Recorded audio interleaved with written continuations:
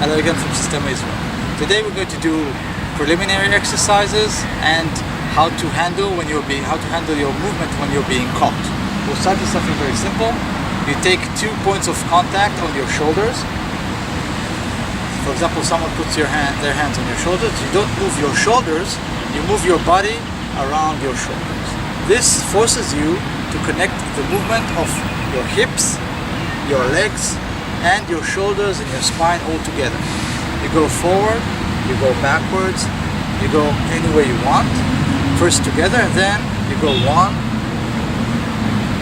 other, and so on. The next one, I'll show this one again from the side. From here, see, from here I don't move my shoulders, I move around it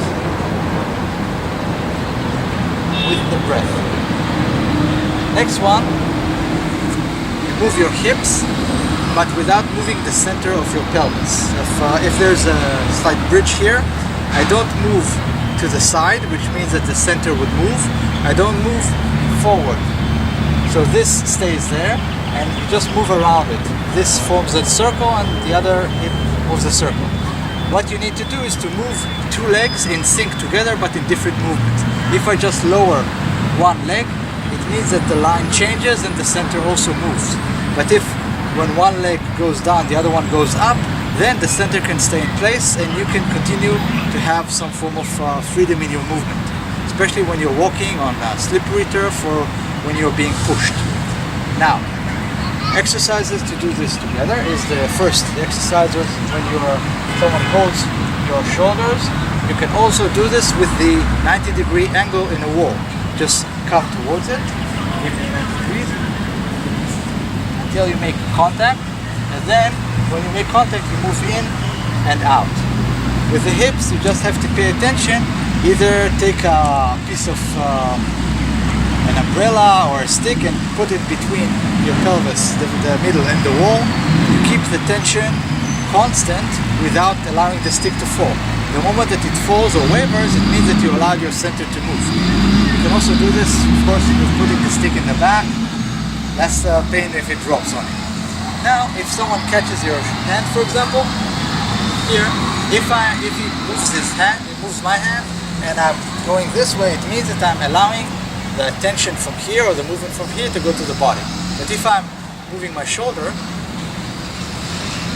then I won't allow it to happen, because I don't allow the tension to migrate from my limbs to my body. Again, someone moves my hand in some way, here, see, if this lack of attention puts me in a distressed position. You can also move from there, but why give someone else an advantage? Again, if someone tries to do that, if I'm just moving it, then I won't get to a worse position. If 2 people are working on me at the same time, then I need to be able to move freely many directions at the same time. This forces me to get out of trying to beat someone else and just stay with myself. It's a much better thing to do while you're not in the ring, when you're actually fighting. If I would give my entire attention to one guy, and the other guy would obviously be able to take me without my attention. That's not good. Now, the same thing goes with the legs. I will start with something very simple. If I just move my legs in this position, someone pushes my legs, pushes here. Now what happens is that instead of being pushed, I'm just standing, someone pushes. If I'm being pushed, it means that one leg moves and another one doesn't. But if both of them are changing dynamically, it means that my hips are not so connected to the ground with fear. Again, what I'm doing is just allowing things to pass through without staying with me or affecting me. If both of you just kick me, freely, then it just moves me and without creating imbalance. Again,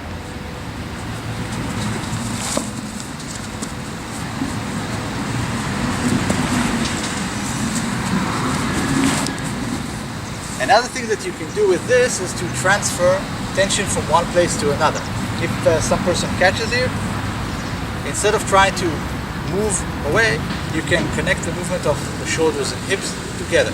For example, here, I'm relaxing the hips, moving, and doing whatever I want. If someone else comes towards me,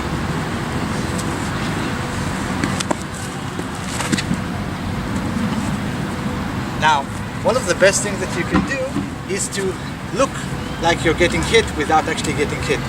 If you look like you're overconfident or overcompetent, it may also look not so good. Someone comes towards me and I'm really good and I'm controlling the situation right away, might not be the best thing that you want to do psychologically. Another thing that you can do is allow them to think that they are getting the better hand. Someone comes towards you and you just happen to do something. It's a different level of psychological work if you are not trying to win, simply working not to lose. Thank you from Systema Israel.